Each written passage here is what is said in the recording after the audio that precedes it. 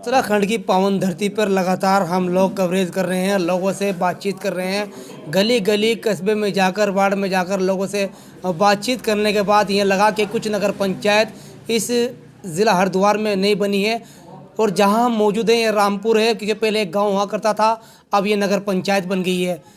लेकिन यहाँ पर जो चुनावी मैदान में अपने अपने वार्ड के अंदर चुनावी मैदान में है, उनको सभासदों को, प्रत्याशियों को मैं ये भी कह देना चाहता हूँ कि चुनाव की तैयारी तो जोरों शोरों से है, लेकिन प्रत्याशी से जनता चाहती क्या है, अपने प्रतिनिधि से ये भी जानकारी ले लेनी चाहिए। फिलहाल वार्ड नंबर 11 के इसरार भाई के पास हम बैठे हैं। युवा लड़का है और शायद कुछ जज्बात भी है इनके अंदर, काम के अपनी दावेदारी पेश कर चुके हैं। 2 साल से लगातार मेहनत कर रहे हैं, क्योंकि थोड़ी देर इंटरव्यू से पहले इनसे हमने बातचीत की, इन्होंने कुछ बातें हमें बताई, तो वाकई में ये लगा कि ऐसे क्वालिफाइड लड़के भी चुनावी मैदान में होने चाहिए जो अपनी जनता को एक अच्छा एहसास और अच्छा कार्य दे सके। सर, सबसे पहले तो आपका स्वागत है। सर, आपके चैनल के माध्यम से मैं सब लोगों का धन्यवाद करना चाहता हूँ और आपका भी बहुत बहुत धन्यवाद आपका। इस तरह में बताइए, चुनावी मैदान में आए हो, क्या कारण रहा चुनाव लड़ने का, और आज पहली बार ही चुनाव में लोगों के बीच जा रहे हो, उससे पहले भी आप लोगों के बीच रहे हैं? देखो, चुनावी मैदान में मैं पहली बार हूँ, लेकिन जनता के बीच में मैं हमेशा से रहा हूँ, पिछले कुछ सालों से। जी, जो लोगों के मुद्दे हैं मेरे सामने आते हैं, किसी का राशन कार्ड नहीं है, किसी के वोटर आईडी नहीं है, कुछ नालियाँ हैं, जैसे बारिश हुई तो पानी की निकासी की समस्या है, कुछ लोग सड़कें नहीं है, लाइटों के लिए लाइन नहीं है, लाइटों की भी बहुत ज़्यादा समस्या है। अच्छा, वार्ड में लगातार घूम रहे हैं सर, तो किस तरह की समस्या जो आ रही है, उन समस्या को किस तरह से नोट कर रहे हैं आप लोग, और उन लोगों से किस तरह से आश्वासन दे रहे हैं और लोगों से किस तरह का रेस्पॉन्स मिल रहा है? देखो, जो चीज़ें हैं कुछ मैं नोट करता हूँ, जैसे बिजली के लिए हो गया या निकासी की हो गई। जैसे वो कहते हैं हम गरीब हैं, हमारे पास ज़मीन है, मकान नहीं है, तो जो योजना आएगी मैं इंशाल्लाह वो भी उनका मकान बनवा के दूंगा, जो योजना मेरे पास आएगी। अगर इसरार भाई, सवाल है आपसे, वार्ड नंबर 11 से चुनाव लड़ रहे हैं आप, छोटा चुनाव है, लेकिन चुनाव तो बड़े होते हैं सब अपने अपने स्तर के, एक विधायक नहीं कर पाए, आप किस तरह से इतनी बड़ी जिम्मेदारी ले रहे हैं? देखो, विधायक नहीं कर पाया, लेकिन हम करेंगे उस चीज़ को। हम जो हमें योजना मिलेगी, जो भी जिस स्तर से भी मिलेगी, हम उस स्तर से काम करेंगे लोगों के बीच में जाके। हमारा जो है काम करने का तरीका, वो ब्लॉक से कराएंगे या नगर पंचायत में जो होगा उनसे कराएंगे।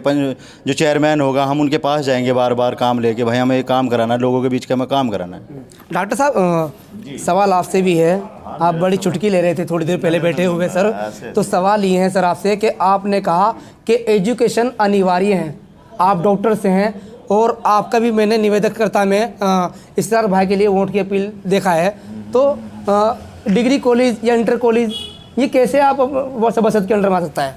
देखो, आपके चैनल के माध्यम से मैं कहना चाहता हूँ कि किसी प्रकार का समाज हो, उस एजुकेशन की बहुत ख़ास ज़रूरत है। ठीक है, अगर एजुकेशन नहीं होगी, ना विकास होगा, ना किसी प्रकार समस्या का कोई हल होगा, ना हम किसी प्रकार का कोई सवाल कर सकते हैं। एक पढ़ा लिखा और क्वालिफाइड ही क्वालिफिकेशन को मानता है और समझता है, और ज़रूरत है जो इस देश के हर युवाओं को और हर धर्म के, हर जाति और गरीब और अमीर के बच्चों को, तो सबसे पहली बात शिक्षा होती है, और शिक्षा के लोग ही शिक्षा की बात करते हैं। सर, लोग तो रिक्शा की बात करते हैं, सुना है आपने? नहीं सुना है?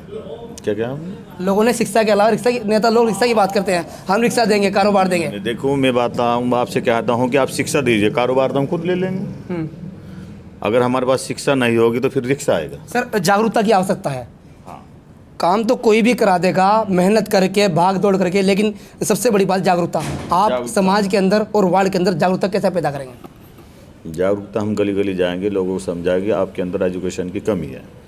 हमारे समाज के अंदर एजुकेशन की आर्थिक स्थिति काफ़ी कमज़ोर है, और उस कमजोरी को, अगर आर्थिक स्थिति कमज़ोर है तो इंशाल्लाह हम सोचते हैं एजुकेटेड अगर आदमी होगा तो आर्थिक स्थिति भी मजबूत होगी। सर, कार्य ना होने की गलती प्रतिनिधि की है, जनता की, बताइए? देखो, ये बातों में जनता से अपील करता हूँ कि आप ऐसे प्रतिनिधि को चुनिए जो आपका काम कर सके, आपके बच्चों को एजुकेशन दे सके। आपके बच्चों को हर प्रकार के, जैसे नशे की प्रक्रिया बहुत ज़्यादा है यहाँ रामपुर के अंदर, और सट्टे की प्रक्रिया बहुत ज़्यादा है।